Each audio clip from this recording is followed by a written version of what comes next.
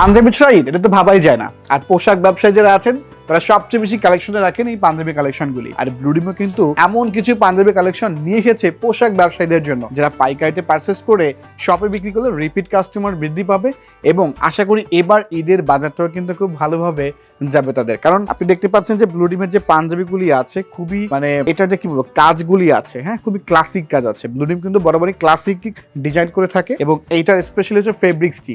কারণ সামার যেহেতু পড়বে, আপনি একটি পাঞ্জাবি সারাদিন ধরে পরবেন, সো আপনাকে কিন্তু কমফোর্টনেসটা মাথায় রাখতে হবে। ব্লুডিমের যে সুইং কোয়ালিটি আছে, ফেব্রিক্স কোয়ালিটি আছে, ফিনিশিং কোয়ালিটি আছে মাশাআল্লাহ। এবং দেখেন বাটন থেকে শুরু করে এটা যে কাজগুলি আছে, হ্যাঁ আমাদের যে ফ্যাক্টরির মেশিনগুলি আছে সম্পূর্ণ অটো মেশিনে কিন্তু এই প্রোডাক্টগুলি প্রোডাকশন করা হয়ে থাকে।